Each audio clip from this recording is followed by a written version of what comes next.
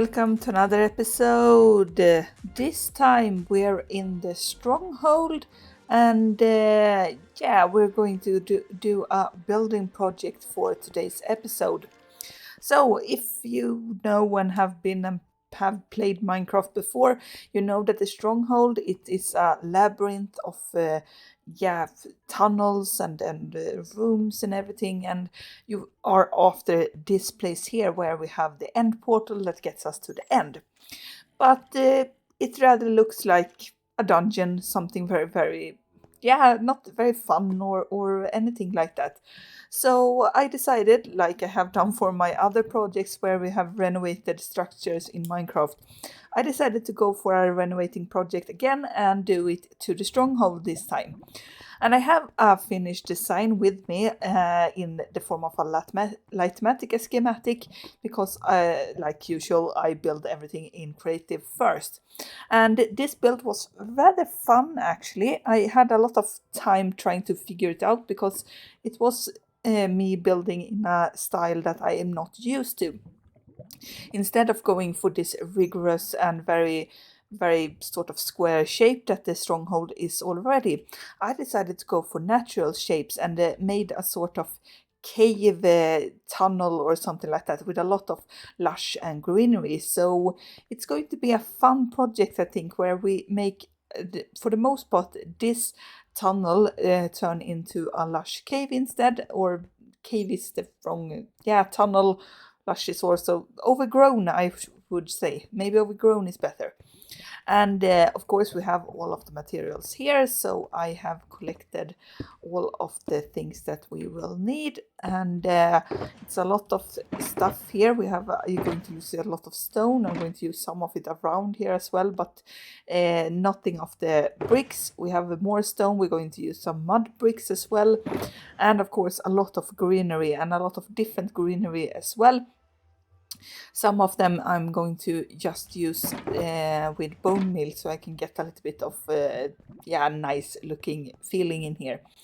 And I don't know how much it's going to take. We're going to sort of have 4 entrances, so I've gone with a similar look that I have in all of my nether portals from before, where I have a cube shape in the nether portal. This one we have just this flat. We can't change the shape of our end portal, but I have decided to go for something a little bit more like stairs going up to each of these and a tunnel going from each and every one of them.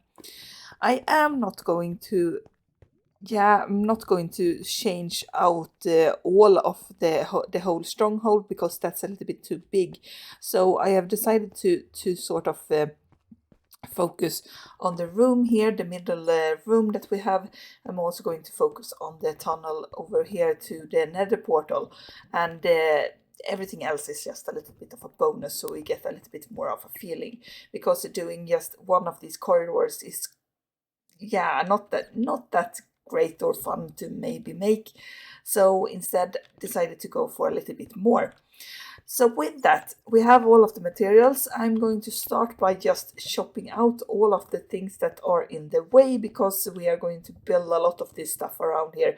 And I also need to drain out all of the water, or not all of the water, but I need to drain out a little bit of the underground lake area that are above the Stronghold here. So it's going to be a little bit of a pre-work before I bring you guys in when we have started building something in here.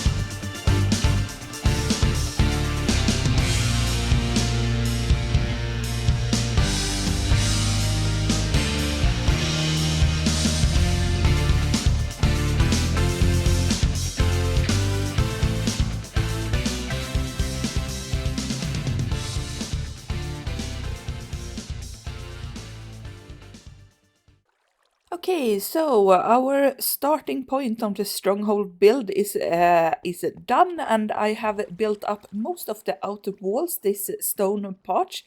We still have to decorate the place. As you can see when you look in here, it's very bare, except for this dirt porch and the stone, of course. That's the only thing that I built up. And what I decided to do was that I set out the schematic and then decided to actually dig out the whole place. You can see a little bit of remnants of the old Stronghold design here, only because I wanted to make it much easier for me to build, because it was very hard being inside the schematic at the same time as trying to dig out all of these very wonky shapes and everything. So I decided to go for the easy part and actually dig out the whole place, even though we are not using very much of it. And I see here that I missed a block, so I have to change that a little bit later on. But yeah, we have all of these places now, and I have to just decorate it. So we have all of the greenery that's going to go in here, and we're going to get a lot more stuff. We're going to cover up all of these blocks here, and you may be wondering why I have magma blocks and crying obsidian, because that's what was built as well, and I think you saw it in the time lapse. And one reason for that is lightning, because inside of here gets very dark if I wouldn't have lit it up. And I still haven't taken away all of the torches. Reason for that being because the glow lichen is going to go in here, and I have yet to put it out. And it still spawns mobs if I have not put out all of the light blocks that I need. So that's why we have these here, temporary blocks. And of course it's the same thing with the crying obsidian and magma blocks. I didn't want to make this a too bright place, so that's for I haven't used, for example, sea lanterns or other stuff. Instead I use these blocks that emits a little bit of a lesser light than the full 15 block light that you can get from sea lanterns and I think fog lights or something like that. This emits a little bit lower of light level, so we get a little bit more of an ambient feeling once all of the torches has been removed, of course. And we're of course going to cover these up with carpets, I think, so green and brown carpets to match out with the floor. One thing I didn't foresee with this design was that when I built it in my test world, we did get one type of color on the grass, but here we have a little bit of a different color, and I think it actually shifts in between some of these corridors. I don't know, it's a little bit hard to determine, but yeah, so we got a little bit more of a darker feeling to the grass, only because we are a different biome, of course. And yeah, it feels a little bit better actually to have this color of grass, since it's a little bit duller. It doesn't stand out as much against the dirt and podzol and everything like that. And it also looks like, yeah, the grass is a little bit duller because it's so dark in here, and it's a little bit more of a cavey feeling. So I really love the coincidence that happened here. And of course inside there was one I was in. We have our nether portal at the one side where we can get into this place. The same place as it was before, we just have made a different path to it, and then up, of course, here. And yeah, we're going to start decorating this place, and we'll see each other once I've gotten some greenery inside of here. Now we're back in the nether on the other side of the portal that's going to take us to the stronghold. I really wanted to give you guys a sort of feeling for when you go through this portal, so that's why we are on this side.